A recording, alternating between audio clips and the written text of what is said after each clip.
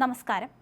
Gulf മണ്ണിൽ വിയർപ്പൊഴുക്കി ജീവിതം കെട്ടിപ്പടുക്കാൻ ഇറങ്ങിയ ആയിരങ്ങളിൽ ഒരാളായിരുന്നു പാകിസ്ഥാൻ പൗരനായ അല്ലാഹ് നൂർ മാലിക്. എന്നാൽ വിശ്വസിച്ച് കൂടെ കൂട്ടിയ മലയാളി സൗഹൃദം അദ്ദേഹത്തിന്റെ ജീവിതം തന്നെ മാറ്റിമറിച്ചു. 73 ലക്ഷം രൂപയുടെ നഷ്ടവും നീതിക്കായുള്ള നെട്ടോട്ടവും മാത്രം ബാക്കിയാക്കി. സൗഹൃദത്തിന്റെ മുഖം മൂടിയണിഞ്ഞ ഒരു ചതിയുടെ കഥയാണ് ഇപ്പോൾ മാധ്യമങ്ങളിൽ നിറയുന്നത്. അല്ലൈനിലെ ഒരു പ്രമുഖ കമ്പനിയിൽ വർഷങ്ങളോളം ഒരുമിച്ച് ജോലി ചെയ്തിരുന്നവരാണ് മലപ്പുറം പൊന്നാനി സ്വദേശിയായ തായ്പറമ്പിൽ മുഹമ്മദ് റഷീദും അല്ലാഹ് നൂറും.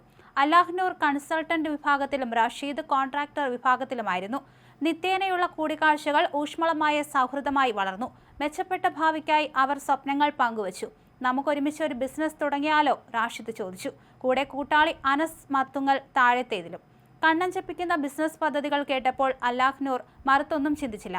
2016 ഏപ്രിൽ 1-ന് 2,64,000 ദർഹവും ഏപ്രിൽ 9-ന് 5,000 ദർഹവും ഉൾപ്പെടെ 2,79,000 UAE ദർഹം, അതായത് ഏകദേശം 73 ലക്ഷം രൂപ റഷീദിന്റെ കൈകളിലെത്തി.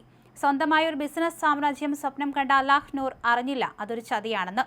പണം കൈപ്പറ്റിയതോടെ സുഹൃത്തുക്കൾക്ക് മനംമാറ്റം. അവർ പണവുമായി മുങ്ങി.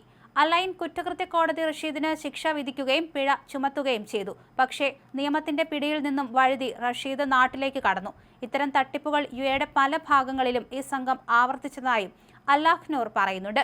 കഷ്ടപ്പെട്ട് സ്വരുക്കൂട്ടിയ പണം നഷ്ടപ്പെട്ട് നീതിക്കായി വർഷങ്ങളിൽ നിയമ പോരാട്ടം നടത്തുകയാണ് ഈ പാക് പൗരൻ.